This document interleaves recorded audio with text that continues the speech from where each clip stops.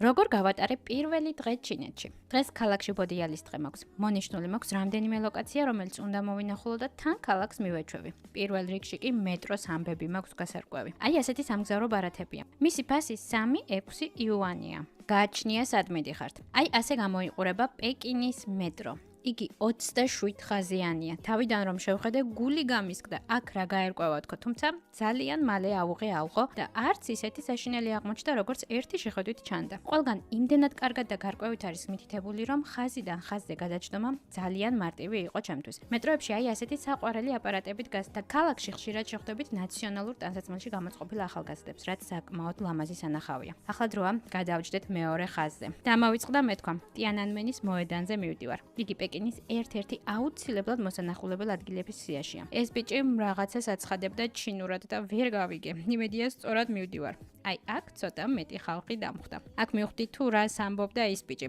აი ამ გაჩერებებიდან ერთ-ერთზე უნდა ჩამოსულიყავი და აქ არ ჩერდება თურმე. რა გაეწყობა? მომიწევს ორი გაჩერებით შემდეგ ჩამოსვლა. აი ხალხი ძალიან კეთილგანწყობილია ტურისტების მიმართ. ჯერ მასწავლი და როგორ უნდა დამეფიქსირებინათ ჩემი ბარათი, თითქოს და არ ვიცოდი, მაგრამ მაინც აყვარელია, რომ ყურადღება გამოიჩინა. თან აი ასე დამემშვიდობა. ხალხზე კი ცალკე მოგიყვებით. ძალიან სტუმართმოყვარეები არიან. მოკლედ, მიწევს ფეხით უკან დაბრუნება, მაგრამ არა უშავს. თან ქალაქსაც დავათვალიერებ. ჩინელები ბევრნი არიანო, სადეტევიანო, ისაო, ესაო, ამაზე ალბათ თქვენც ბევრი გსმენიათ. საოცრად გაკვირვებული დარჩი. ასეთი ფართო ქუჩები, მოწესრიგებული გზები, სუფთა საფეხმავლო ბილიკები, მოკლედ ყველაფერი ბევრად მოწესრიგებული დამხვდა, ვიდრე ველოდი. უზარმაზარი სივრცეებია და გზად რომ დავდიოდი, სულ იმას ვფიქრობდი, აქ რამდენი კორპუსი ჩაეტევა თქო.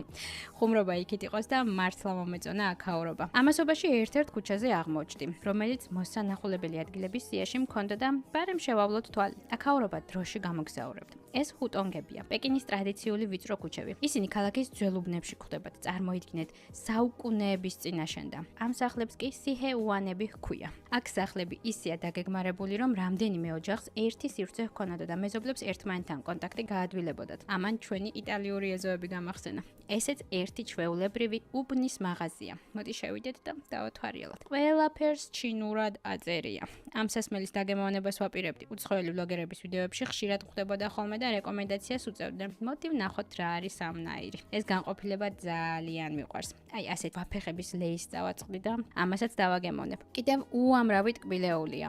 სამწუხაროდ არც ერთი არ ვიცი როგორია და ეტაპობრივად ალბათ ყველაფერს გავსინჯავ. ძალიან ლამაზად კი გამოიყურებიან, თუმცა ტკბილეულის მოყვარული დიდად არ ვარ. ამორს დავაგემოვნებ ამჯერად. იმედია რაღაც საშინელება არ იქნება.